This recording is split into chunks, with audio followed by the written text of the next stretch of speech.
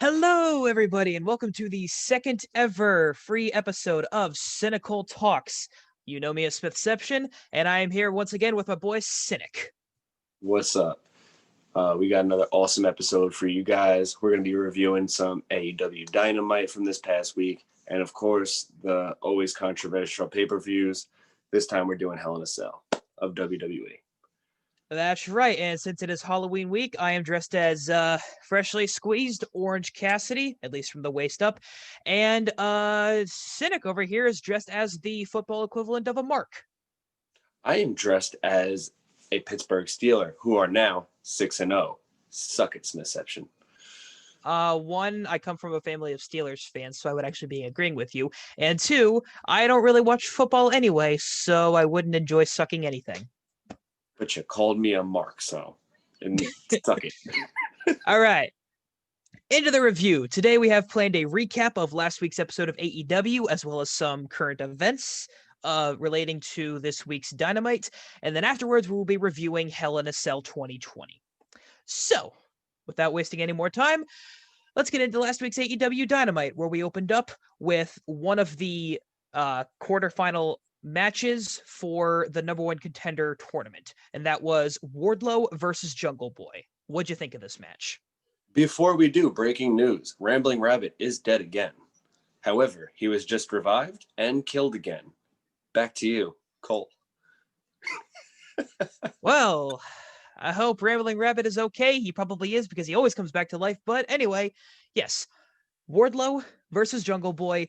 This match was fucking awesome. They did exactly what a big bad heel versus a small babyface should be doing in a match. What did you think of this one? I have notes, which I'll be going to right now. So if my screen isn't exactly on me, I will be coming back, but I do want to get to these notes. Okay, so what I put down here was Wardlow did a ballerina F5. He crushed Jungle Boy. Yes, that is exactly what he did. Yeah, and one of the reasons I thought this match was so great because it got Wardlow over as like the big badass that he's supposed to be, especially when like all of his singles win have been against either jobbers or Luchasaurus. And this doesn't hurt Jungle Boy because Jungle Boy wrestles primarily in tag teams. So a blemish on his singles record when he doesn't really wrestle many singles matches doesn't hurt him in the long run. Also, Jungle Boy is moving up every single time we see him wrestle. He looks great in the ring. He's always getting a lot of shine. You know, something like this, it builds Wardlow. He's not just kind of looking like MJF's lackey. He's also looking like a guy who could truly go. He's looking like a monster, and that's where we want him. Yes, that is exactly where we want him. That is exactly how a big man needs to be built. And I feel like with AEW's rather lack of big men, or at the very least, lack of big men that can be taken seriously, Wardlow is a nice refresher. I do enjoy seeing him, and I think that he, like Jungle Boy, keeps getting better. With Wardlow, I'd like to see when before Wardlow came in, he wasn't originally going to be paired with MJF. And that's why we got all those crazy vignettes from him rather than MJF saying, hey, I'm going to bring in a bodyguard or some sorts. And if anybody messes with me, he's going to rip you in half. They build him as this maniac, this monster destroyer. So what would be cool is to see a two-sided coin. One of Wardlow, the wrestler, that fucks people up. And the other, where MJF kind of needs that backup. Wardlow's kind of standing there in a suit looking all proper. And if you step to MJF when he doesn't want you stepping to him, Wardlow's in your face and you should look a little scared. Yep. And rightfully so. He is scary as hell, and he is moving on to the semifinals against Hangman Adam Page this upcoming Sunday. I don't think he's going to win that match, but I do believe the match is still going to be great. So, up next, we have, well, what I wrote here was, what in the fucketh fuckerton was that goofy ass Omega shit. If the brother, hear me out, if the brother wanted heat, I guess he got it, but it was cringy as fuck. And of course, I'm talking about that entrance. Yeah, if Kenny Omega's whole goal here is to solidify himself as a heel, finally, and to make everybody think that he is just an absolute douchebag, he succeeded because now I can't stand the guy. What do we have for him, Johnny? A Uh, brand new broom. yeah, go get it because he's the cleaner, except this is like the shittiest interpretation of what his cleaner character could have ever been. Okay, so what I do like about this is that he's not going back to old shit and trying to use the same thing over again. He's trying something new.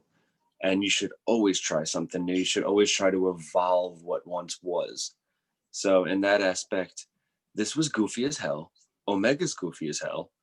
I, in my wrestling training school, have been deemed Omega. Not really crazy about it, but I'm kind of goofy. So I'm I'm ready to see where I'm not going to judge it from here. I am. I'm going to call it fucking goofy, but I'm going to give it a chance at the same time. Yeah, I feel like that's kind of what you have to do when it comes to certain things that are happening in AEW because you got to keep in mind this company's only a year old and they are focusing on the long-term storytelling. And we have seen some of the payoffs of this long-term storytelling, being a year old, but they're also starting new things, i.e., Kenny Omega's new character. And if Kenny Omega's character being an absolute goof, but then going in and squashing Sonny Kiss, or if things actually went according to plan, squashing Joey Janela the way that he did while also making that funny ass fucking face, I'm cool with it. Oh man, and he did quite a terrible V trigger in there, but we won't go into that. But this is opposed to WWE, who seems like they have been booking week to week and then realizing where they messed up when somebody gets injured or something like that. When it feels like AEW is booking backwards, as it should always kind of be. So they know what's coming all the way through. The cool part is that we don't. And my favorite thing as a wrestling fan is to always be surprised. Yeah, same here. Yeah, it's nice knowing that we're watching a product that's being run by a guy who doesn't just tear up a script that his writing room of like 30 people worked together on like an hour before the show started just to rewrite it himself. Absolutely. Yep. So nothing really much to say about this. Kenny Omega squashed Sonny Kiss, got himself over as a heel. Yeah, and then I believe one thing that happened either directly after this or directly before this was when they re-showed that promo that Eddie Kingston cut after Dynamite and then showed his promo from this week to just really solidify that he is a badass and to really make you give a shit that he's getting a rematch. You don't need all that stuff to give a shit about Eddie Kingston and needing a rematch. Eddie Kingston is money every time he steps in front of a camera. I'm Yes, high he on is. Kingston. Yeah, he is. And I'm high on Kingston too, but unfortunately, as we both know, he hasn't had very many opportunities to act like money in front of a camera because aside from AEW, what sort of national television time has he had? Ring of Honor. Okay, but you even told me that yourself that Ring of Honor is basically like a glorified indies. So even though we as fans know that Eddie Kingston and what he can do and just how good of a talker he is, this to the casual fan that AEW is desperately trying to recruit really gets Kingston across as the badass that can keep it real because everything he says is 100% believable. Yeah, and you're right. When he was on it, it was glorified indie. However, Ring of Honor, as we know now, has stepped up being far beyond glorified indie television. Yeah, absolutely they have. And I will admit I was really skeptical at first about Eddie Kingston getting the rematch because I was like, as a fan, why should I give a shit that he's getting a second chance when we literally saw him get choked out by Moxley as if he was Moxley's bitch, but he managed to turn it around. like he's good at doing. Okay, I'm going to compare two Eddies right now. I'm going to compare Eddie Kingston with Eddie Guerrero, and you might see no comparison except for what they're both wrestlers and they're both Hispanic, right? But my comparison is Eddie was always being Eddie on and off screen. And that's what makes them both so good. Eddie Kingston, one thing that we all gravitate is that realism that puts into wrestling. And when Eddie Kingston gets on a mic, and just like when Eddie Guerrero got on a mic, except for a couple of catchphrases, they're just being fucking real. And that real street mentality, hardcore, I'm gonna punch you in the face, don't disrespect me because like I will cut your throat kind of attitude, that's what he portrays because that's who he is. Yeah, that is 100% who he is, and I am completely invested now in this rematch against Moxley, especially since we know that they will deliver because it is a pay-per-view match, not the main event of of Dynamite on weekly TV. So, yeah, there was that. And after we got that, I believe Moxley cut his own promo about never apologizing for when he went to the big leagues, because that was the thing that Kingston was really ripping on him for.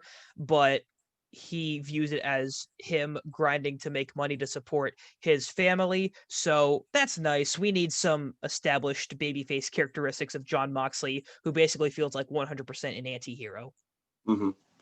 And when it comes to this whole thing and Eddie Kingston's gripe, I got to listen to Eddie Kingston on somebody's podcast. It might have been Jericho's. I can't remember whose it was, but his thing was he made all these guys that that all leaped in front of him and made it to the big times. He made them all look like $1 million.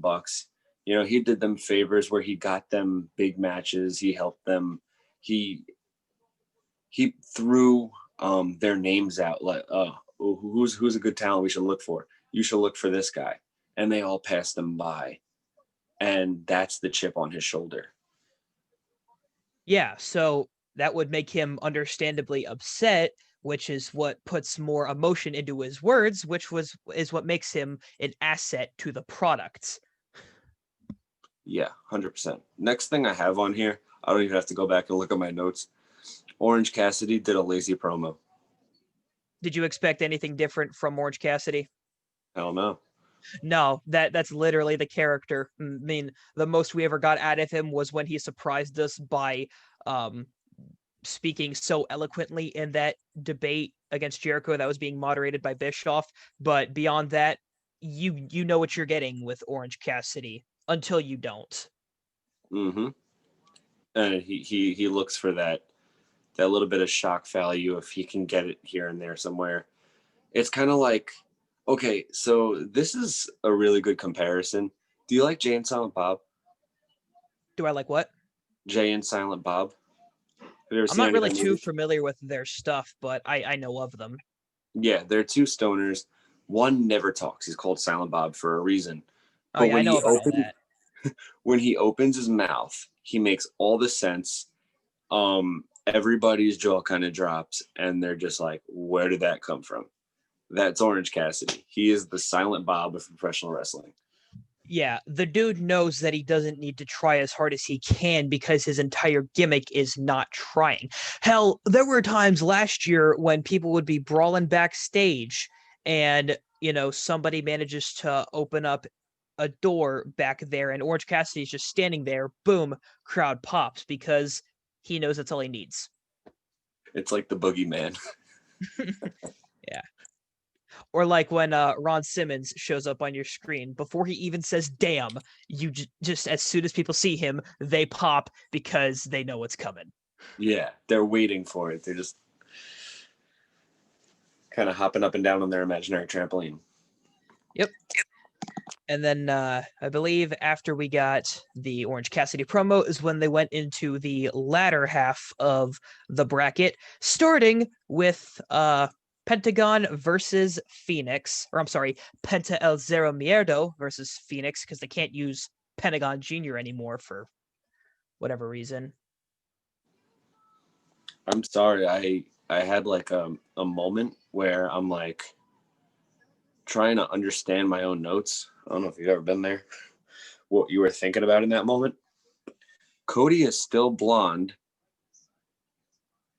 and still has selling sexy forearms.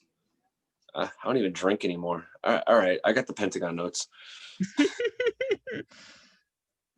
I happen to put down Pentagon and Phoenix deserve more time, but good story in the ring. Also, finally, someone actually wins a match with the Destroyer rather than it be in the middle of the match and a false fucking finish. You know how I feel about that. Yes, I do know how you feel about that, so I do understand your satisfaction, but I was expecting you to still be mad that a Spanish fly from the top rope didn't finish because I know that's something that you also harp on about. But as long as the Destroyer did it, like we met somewhere in the middle and we shook hands and we could go on about our fucking day. Yeah, and then they did go on about their day and business went as it should have been until Phoenix, shocker, got injured again because he got dropped on his head a little too hard and he still finished the match because he's an absolute fucking unit, but Penta now has to take the place of Phoenix to face Kenny this upcoming Wednesday, despite Phoenix winning. And you're a big Phoenix fan too. We should all mention. Oh yeah, dude, I'm high on both Lucha Brothers. Like they're my favorite AEW tag team. They've had some of my favorite matches of what I've seen of Lucha Underground so far. Yeah, I am really high on these two. I loved this match. I'm just disappointed with the IRL injury that caused them to go back on their booking.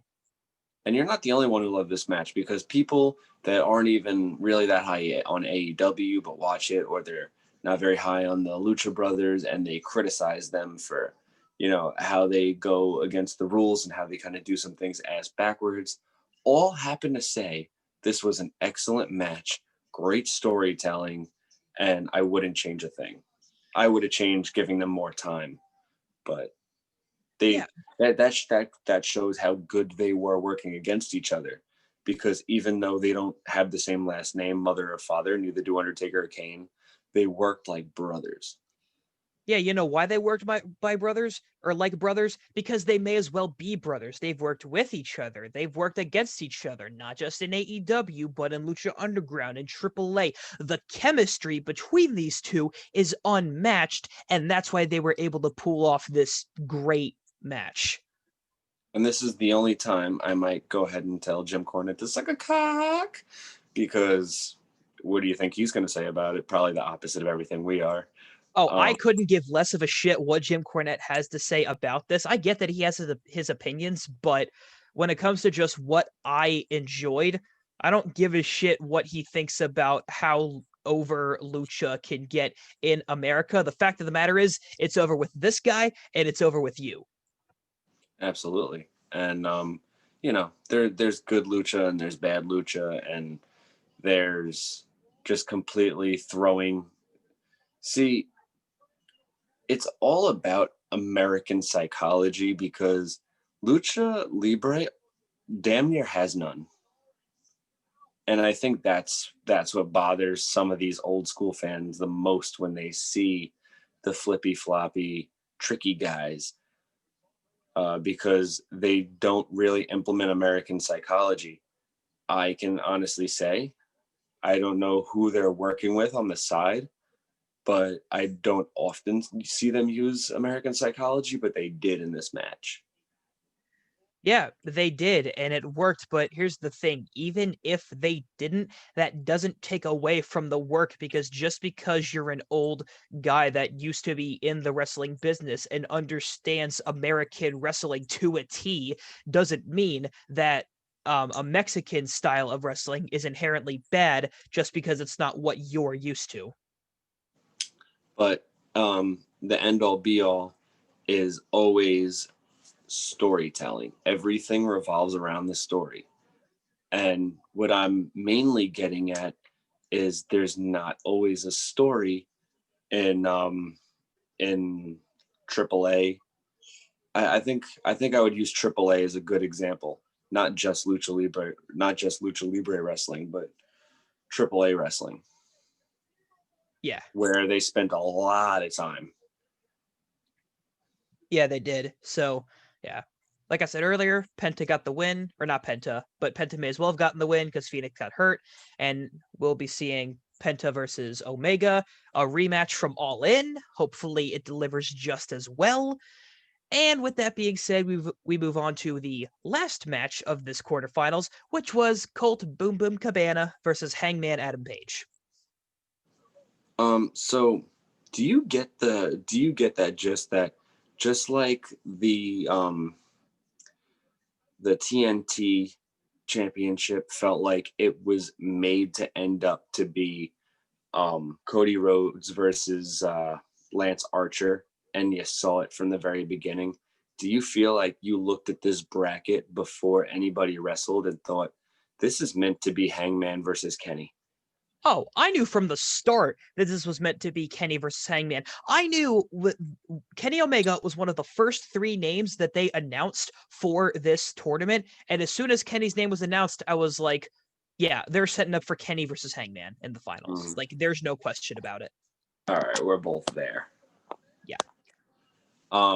So this, I don't know if this was random or we got something from John Silver after the Pentagon and Phoenix match, but I happened to put down that John Silver and Eddie Kingston are fucking charismatic machines.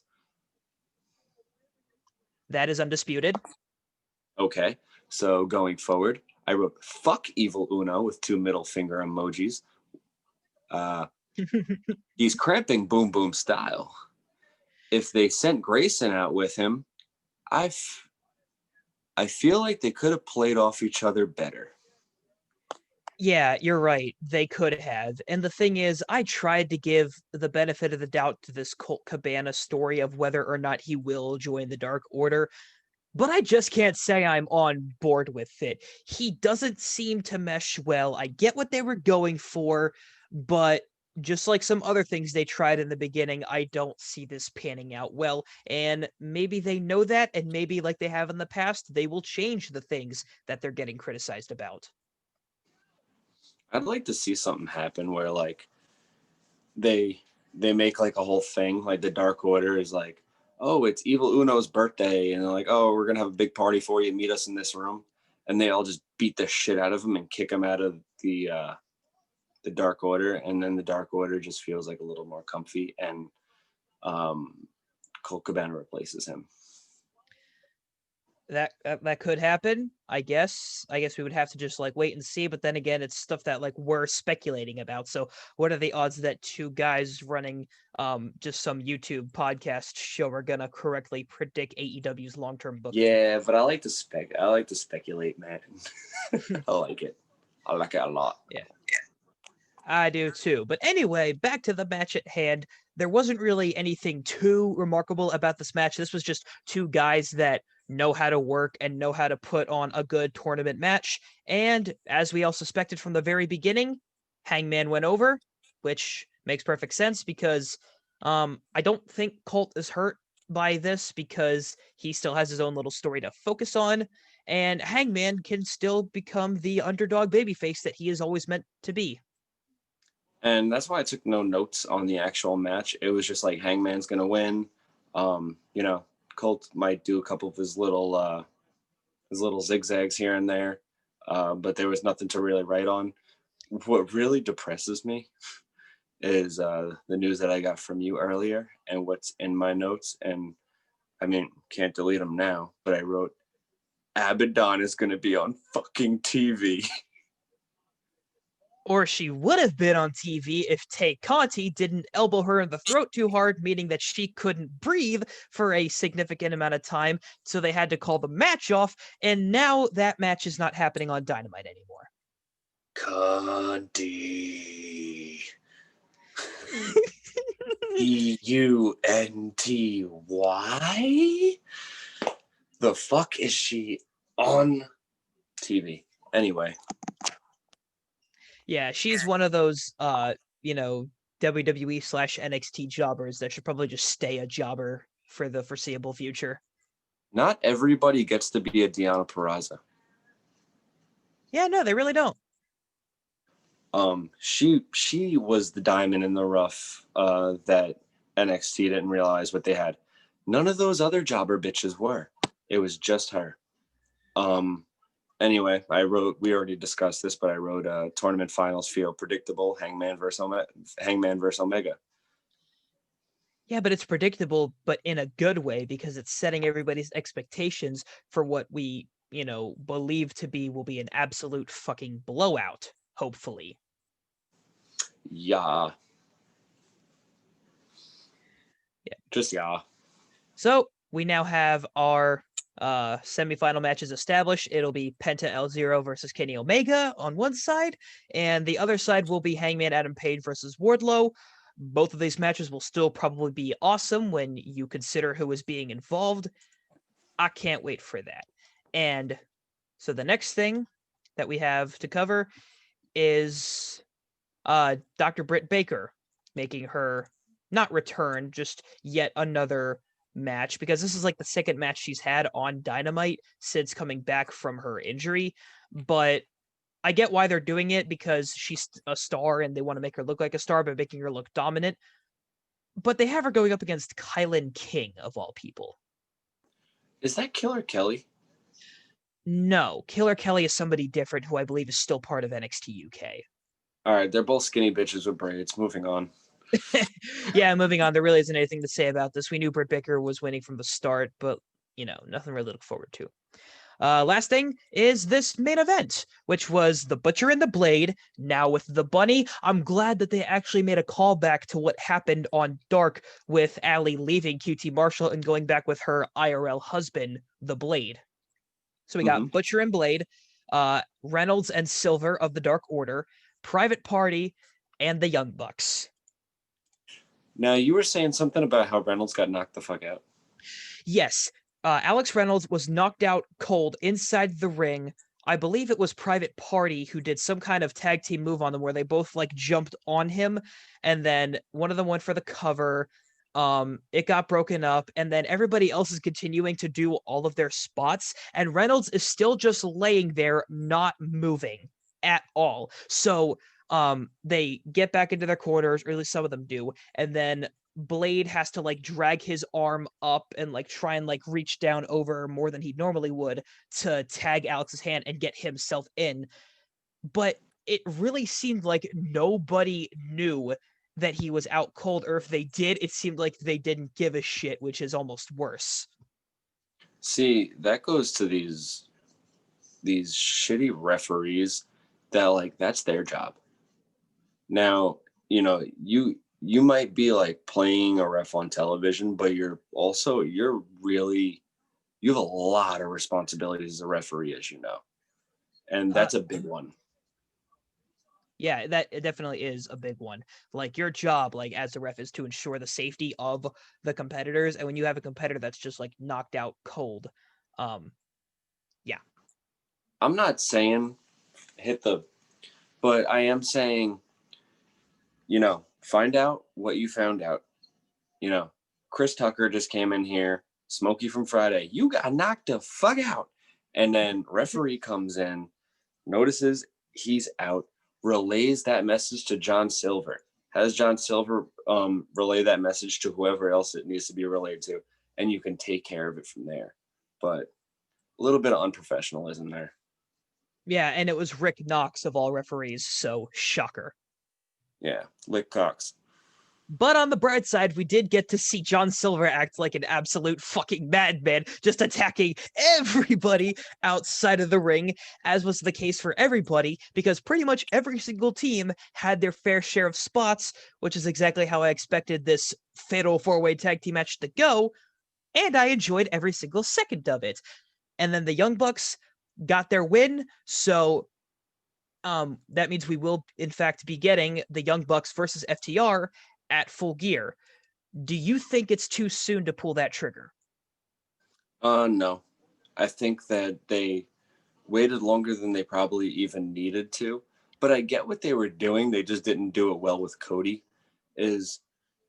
Everybody sees this one's the vice executive president producer, executive producing co-GM title, whatever the fuck. And they all have like these, these crazy titles. And it's like, oh, I see what's going to happen here. They're going to win the tag titles. He's going to win the heavyweight. He's going to win the mid-card title. And they're all just going to run the show. Well, they went out of their way to, put people over to show people, no, that's not how it's going to be. But they didn't need to do it for that long. No, they really didn't. At least and with the Bucks. yeah. I mean, would I prefer to see this match in front of a crowd, like a full crowd of people that would appreciate this because it's been building for literally fucking years with the diehard audience that makes up so much of their viewership? Yeah, I would prefer that. But given the circumstances, I'm just glad that we're getting this either way. And, we're both high on FTR. We both love some Young Buck shit where it's a win-win. It is a win-win. Both of these teams are fucking phenomenal, regardless of what some people might have to say about the Young Bucks. But, yeah. I just hate them. I just hate when they talk. I hate when they open their mouths. That's the whole point.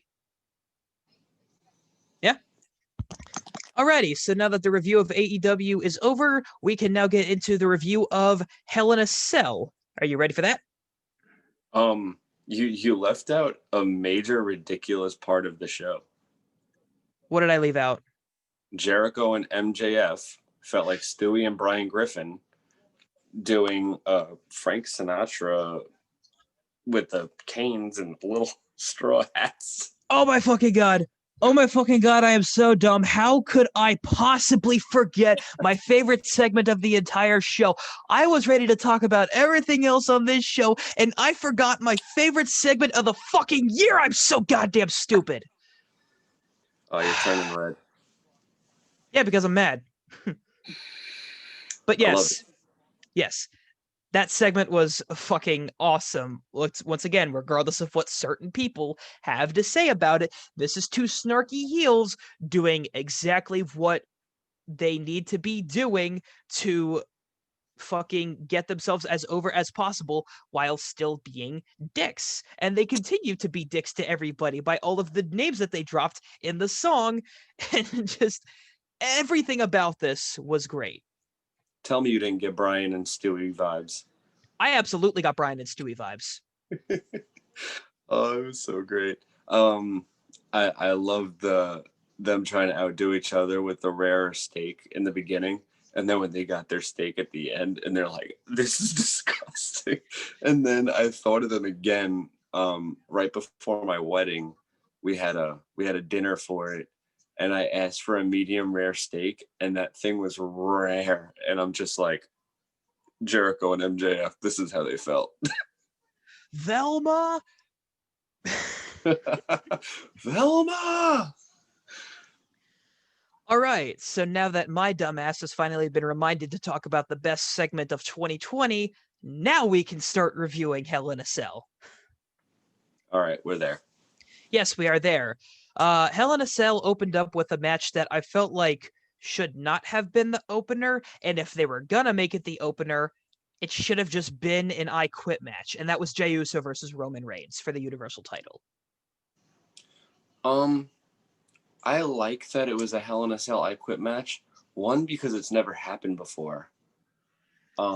Two, things like a Hell in a Cell or a steel cage, they're meant to keep people out as much as keep them in.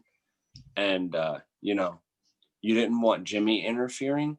And when Jimmy somehow was able to get in there with all like the whole referees getting taken out and stuff like that, I thought it was awesome storytelling. But in ring, as far as, I'm not crazy about the moves, but I feel like it just wasn't as impactful, and they tried to make it look way more impactful than it actually was. Yeah, I wrote in my notes, story heavy, not many spots, but that wasn't the point. A lot of stuff with the stairs. Yeah, a lot of stuff with the stairs, a lot of like, oh, we're just getting Roman Reigns being an absolute heel. But I also wrote in my notes in all caps, I love heel Roman, because I love heel Roman, and I love the way he's been able to tell this story of just being like the dominant member of the family. And Mhm. the other thing I wrote in my notes is, what is the out? Like, we all know that Roman is not saying I quit. The man has probably never even tapped out to a submission hold. Okay, let me take that over because I don't know who said it. It might have been Michael Cole. Um, I get confused with the commentating tables a lot because Tom Phillips and Michael Cole will sound the exact fucking same. He's just a young Michael Cole in the voice. But this was such a good call on commentator condom at the commentating table. So he said he couldn't break his will, so he broke Jey Uso's spirit. That shit was like, ooh, that shit was like smooth. Yeah, as much shit Couldn't as we break his give will. Michael, yeah, as much shit as we give Michael Cole for just being the blandest commentator possible, he can give some good lines. Yeah. And you forget, like it's not the same old Taz, watch out, watch out, watch out when Yeah. an RKO is about to happen. So it was really cool the way this ended. You know, he was never gonna say I quit for himself. He had too much pride. His will was too strong. But when he saw his brother that's already hurt getting choked out, that broke his insides, and he couldn't pull him off. He tried to pull him off first. If he didn't try to pull him off, that would have been the hole in the game. But he's ripping and wrenching and trying to get Roman off, and he couldn't. And he said, "Okay, I quit. I quit." Yeah, and that's why I was so surprised. I wrote what is the out in my notes because I was like, I knew Roman Reigns is not going to say I quit, but I also don't see Jey Uso like being selfish enough to, you know, cause this to end willingly, because we all know how badly he's been fighting, especially if he wanted to get to this point. And so when we did get that out, I was like, yes, once again, they've booked themselves into a corner and then booked themselves out beautifully. And like this is what we all of us as wrestling fans love about this is such a strong story. But on top of it just being such a strong story, one thing that this rivalry is giving us is that we can't predict a lot of stuff. Sure, we could predict that Roman's still going to be the champion, but did anybody successfully say how? Because I heard a lot of people be wrong and say Jimmy's going to turn on Jey. Nope, that didn't happen. I didn't think that was going to happen. Or they're all going to unite, and you know, Roman's going to lead both Jimmy and Jey, and they're going to be some kind of Samoan dynasty. I loved the ending. The seeing Alpha and Cinca was like, what? I know you're not too keen on the 80s wrestling, but the Wild Samoans ran shit back in the day. Yeah, I never said I wasn't too keen on 80s wrestling. I'm just not all that familiar with it, so it was just harder for me as a younger fan to appreciate this. Keen wasn't the word, familiar was. My word phrasing is kind of fucky sometimes. Yeah. So that match was great. And then the Elias versus Jeff Hardy match can be summed up in exactly one sentence. It was a typical Raw match with a typical Raw feel and Raw style with a typical Raw finish. Yeah, this was Monday Night Raw. Just a little glimpse. I agree. I do think that the match placement was perfect. I disagree on you there where you thought this should have been later in the card. This was the come down. Yeah, I never thought that this should have been later in the card. I was just questioning whether or not Jay and Roman should have been first, but given this steaming pile of shit to be the perfect cooldown, it worked out. Yeah. So I definitely think, you know, sometimes when you see an NXT takeover, you see the Undisputed Era in a tag team match against some other phenomenal tag team, and they tear it down. Say like the War Raiders when they were the War Raiders. You're like, that opened? Like, holy shit. Like, that was kind of this. And then you get the Raw match, and it's like, all right, so what do we got after that?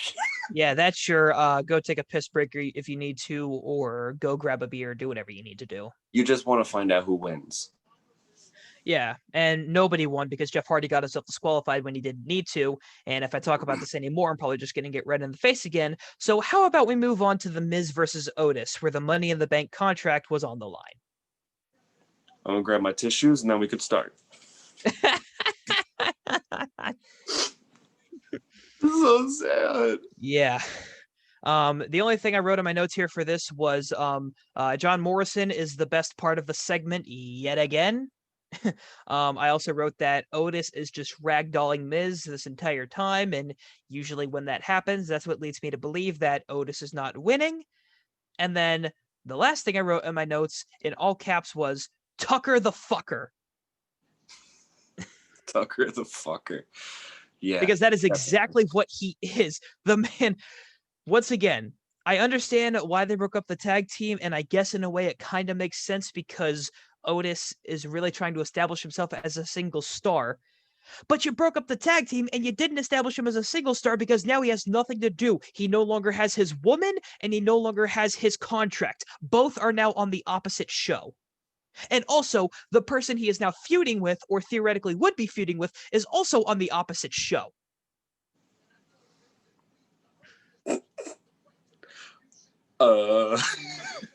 What? So Tucky is getting Ron Simmond. He's getting Sean Speared. He is getting Jeanette Tard. Yeah, he in is. very short time, as soon as this little feud is over. Hey, has anyone seen Sonya Deville? No, we haven't, but that's for a completely different reason. Yeah, but do you know what would have happened if she stayed? Yeah, I know exactly what would have happened. I think we all do. So I could even use current stuff as an example. Just saying. Yeah. Christianed, whatever you want to call it. Yeah, that's what Tucker's getting, and I don't know what this means for him, and I'm scared for him, but hey, look, at least we got the Biz as Mr. Money in the Bank again, because everybody wanted to see that. There was a time about a year ago, something like that, where I wanted to see Miz not win Money in the Bank, but climb the ladder to become world champion on his own. You know, like actually climb the ladder. And he was already, you know, in that prestigious IC title, I guess, like tier.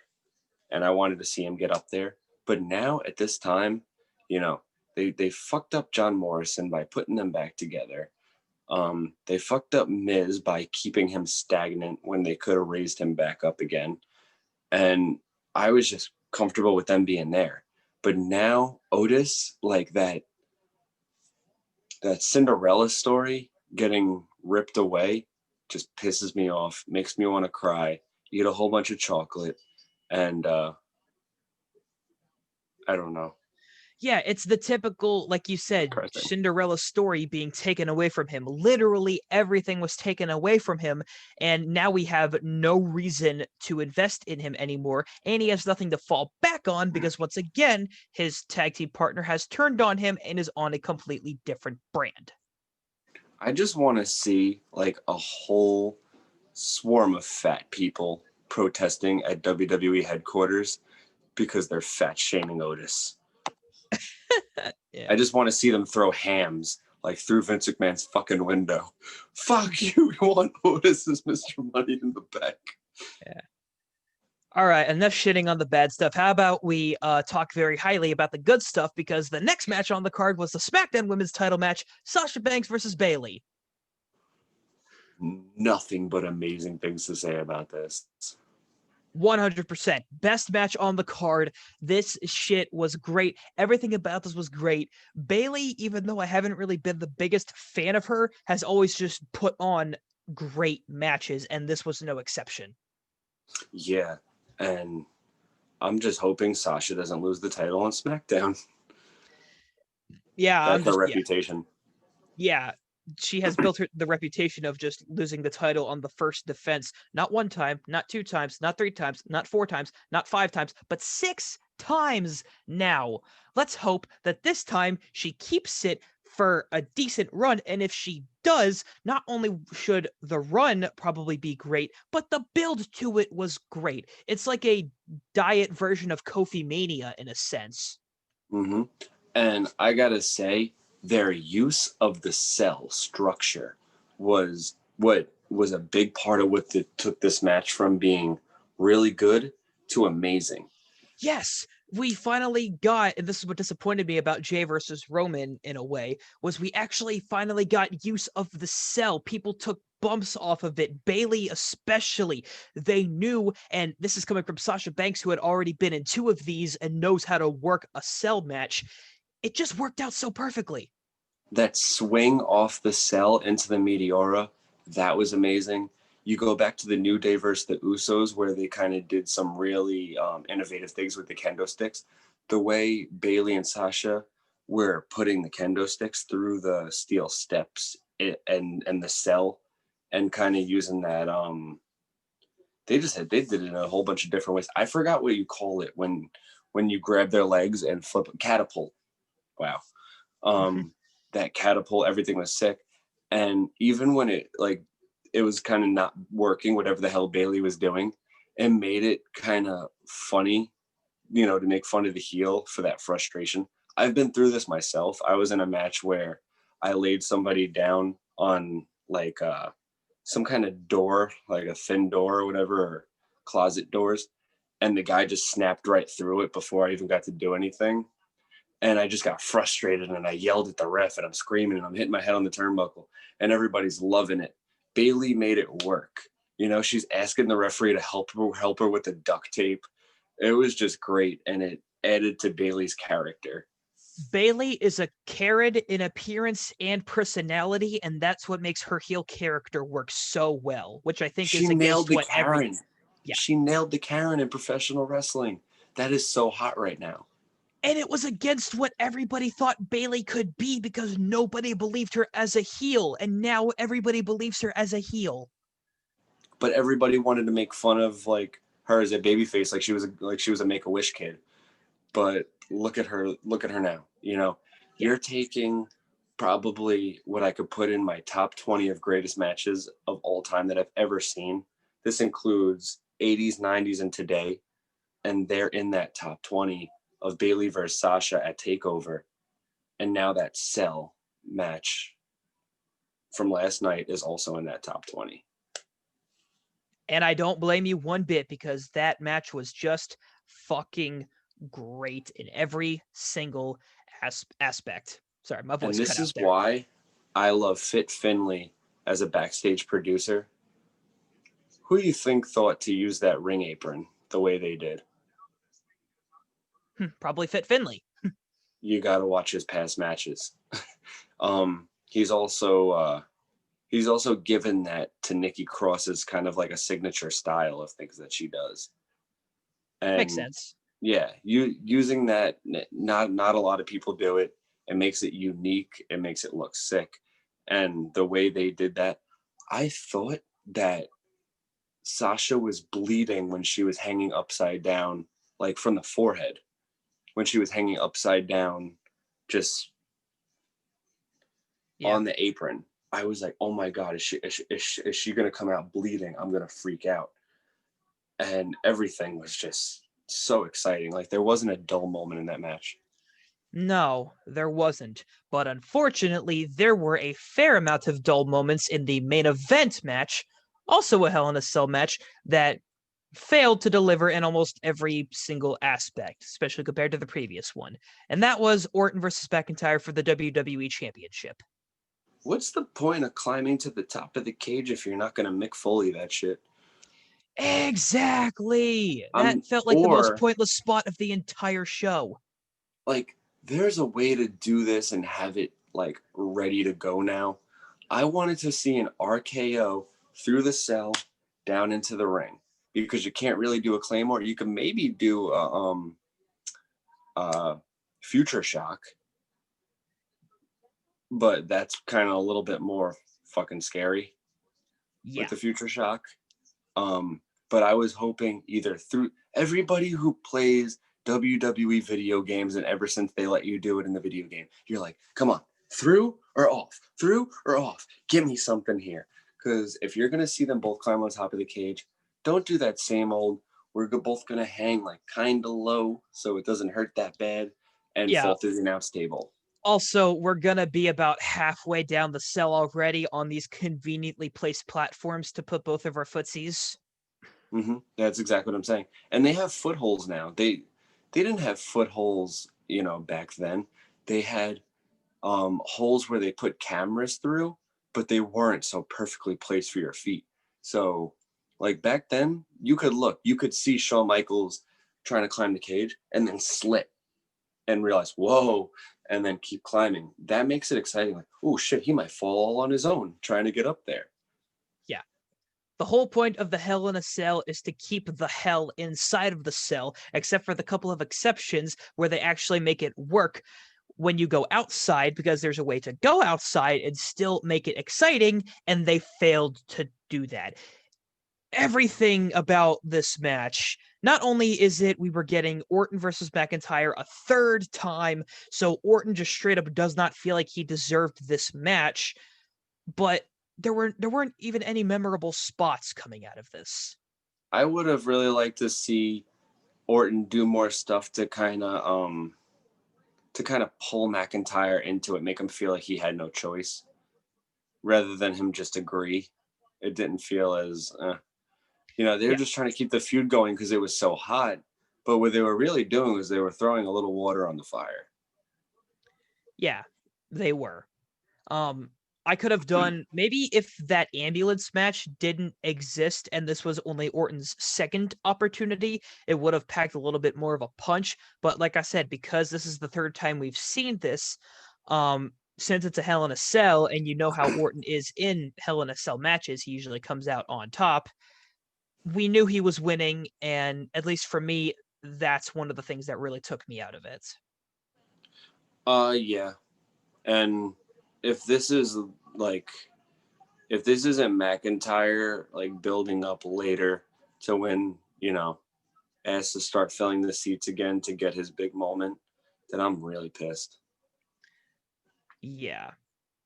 Like you could do whatever you want in between, but always keep him kind of right there waiting to leap back towards that opportunity.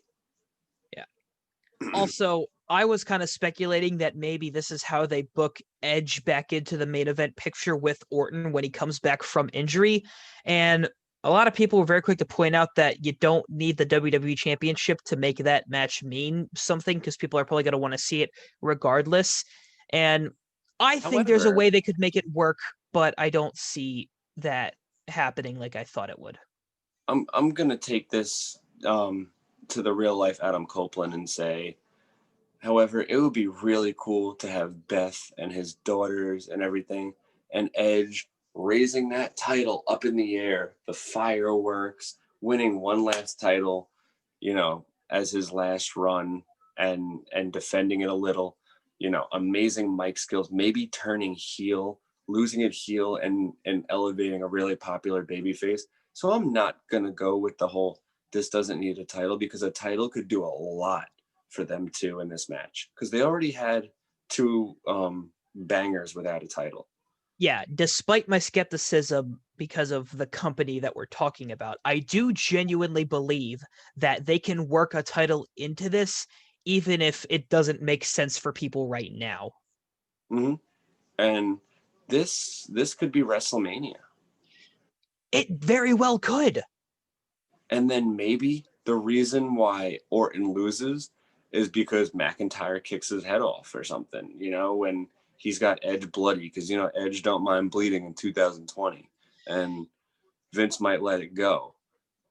So we could see like a whole bunch, not too much shenanigans, just, maybe just a little bit of McIntyre revenge. Yeah. Also, who wouldn't want to see Edge have a one last world title run? Mm-hmm. Absolutely. Yeah. I don't know a single person in the wrestling community that doesn't like Edge. Absolutely.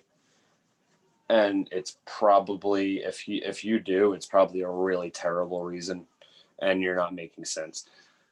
Yeah. I want to go right back to the first match again. and talk about that strap, that thick, wide strap. That looked like it hurt. Yeah, it did. Maybe if it was like, black or brown colored, it would like look more intimidating. But at first glance, it just looks like gauze.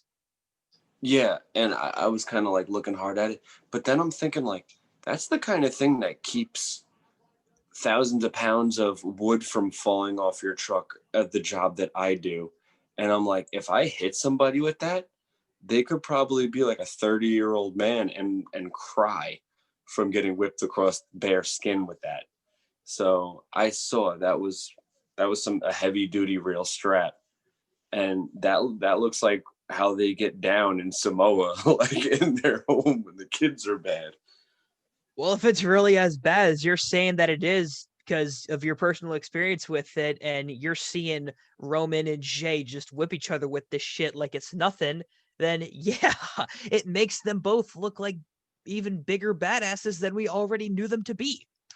Yeah, because a real quick glance at first, I'm like, what is that? Is that like some kind of wrap? Are they gonna wrap the other guy, to the corner or something like that? And then I was like, ooh, that's a strap. And then I heard that, and I was like, ooh. And I'm thinking like they're gonna have some welts, and this is probably gonna be a little bit worse than what Dominic got. But they aren't gonna express it as much as Dominic because they're pretty chiseled. Yeah. So yeah, thanks But for bringing that up because I actually forgot about that strap, but that is one thing that did make that match great. And one final thing that I want to say before I wrap this up is that unlike my dumbass forgetting about the Le Dinner Debonair segment, I'm actually glad that we forgot to mention the US title match. that, yeah, to me, I feel like they just kept on clicking these little parts of Raw in there.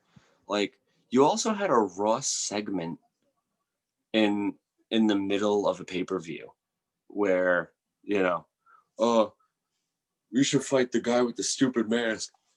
Huh? Oh, because they all have stupid masks. Like, bad comedy, just stupid match, stupid little Retribution jumps all in on them, and then here comes the Hurt Business. It was cool in the beginning, but like you it's like the TLC match, like with the Hardys, Edge and Christian, and the Dudleys. You have to keep elevating it rather than keep doing the same shit, or you're gonna bore people.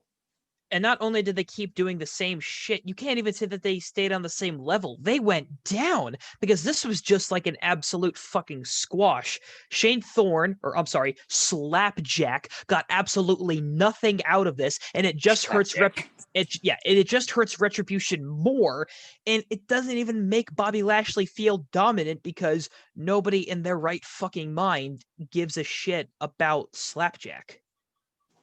So I know you're not as knowledgeable about the Attitude Era, but you got a little. You may or may not have heard of the DOA.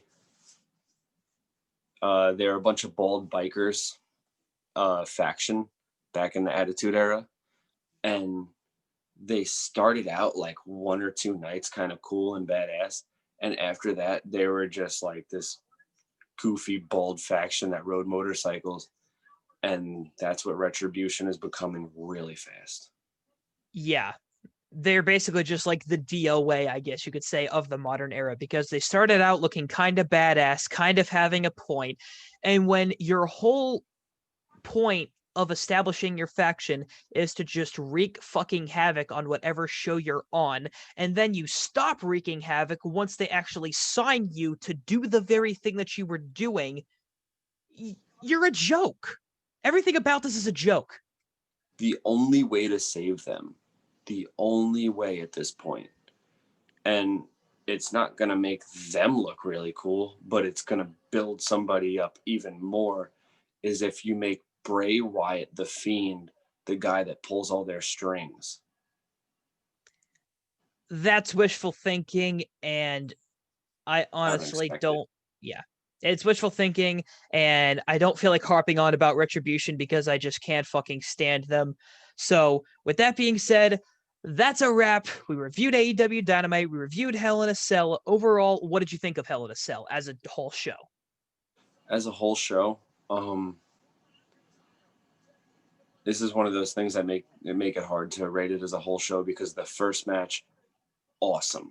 The Bailey and Sasha match, I could give the whole show 5 stars just based on that match, but you can't just base it on one match. So I would give it 4 stars.